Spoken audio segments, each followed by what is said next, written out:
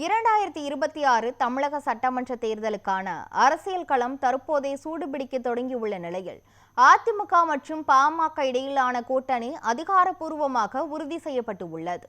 இந்த கூட்டணி எதிர்வரும் சட்டமன்ற தேர்தலில் எத்தகைய தாக்கத்தை ஏற்படுத்தும் என்பதை அலசுகிறது இந்த செய்தி தொகுப்பு.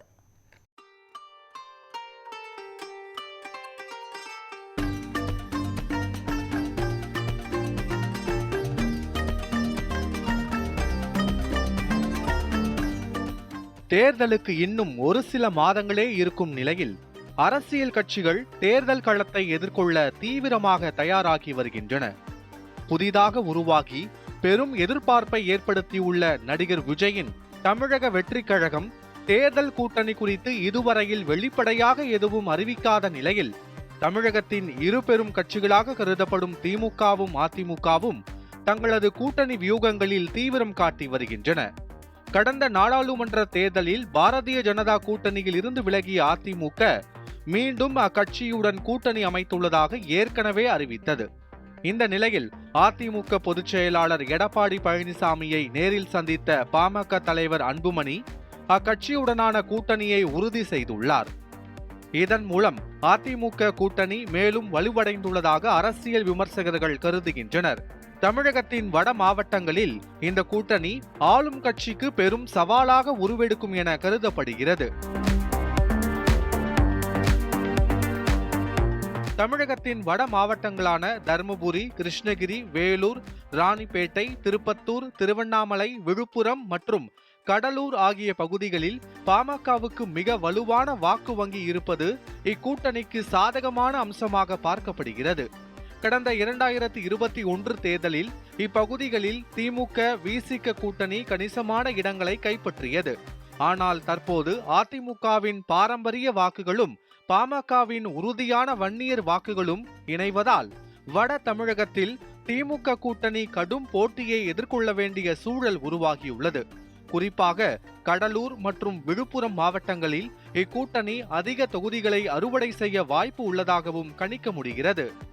கொங்கு மண்டலம் என்று குறிப்பிடப்படும் மேற்கு தமிழகத்தில் ஏற்கனவே வலுவாக உள்ள அதிமுகவுடன் பாமகவும் சேருவது ஆளுங்கட்சிக்கு பெரும் பின்னடைவை ஏற்படுத்தும் என கருதப்படுகிறது.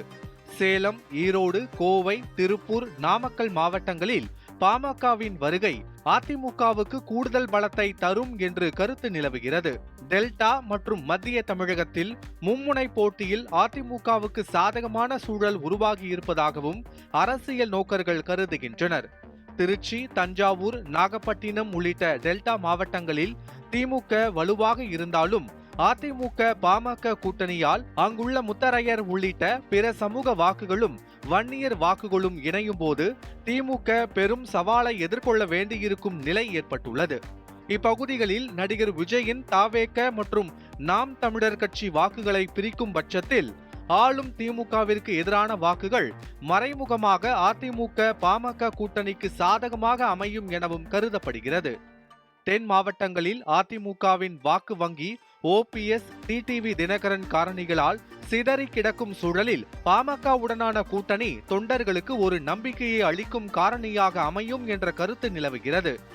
இத்தகைய காரணங்களால் பாமகவின் மாநில அளவிலான கூட்டணி பலம் அதிமுக தொண்டர்களிடையே மனதளவில் ஒரு புத்துணர்ச்சியை ஏற்படுத்தும் என்றே கருதப்படுகிறது.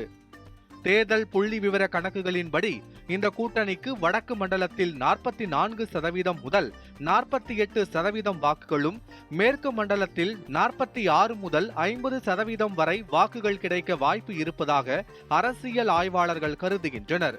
வடக்கில் வன்னியர் வாக்குகளும் மேற்கில் கவுண்டர் வாக்குகளும் அதிமுகவின் கீழ் ஒன்றிணைவது திமுகவின் வெற்றி வாய்ப்பை பல தொகுதிகளில் கேள்விக்குறியாக்கும் என்பதால் இதனை எதிர்கொள்ளும் வகையில் விடுதலை சிறுத்தைகள் மற்றும் பட்டியலின மக்களின் வாக்குகளை இன்னும் தீவிரமாக ஒருங்கிணைக்க வேண்டிய கட்டாயத்திற்கு திமுக தள்ளப்பட்டுள்ளதாக அரசியல் விமர்சகர்கள் கருதுகின்றனர். நியூஸ் 7 தமிழ் செய்திகளுக்காக செய்தியாளர் குழு.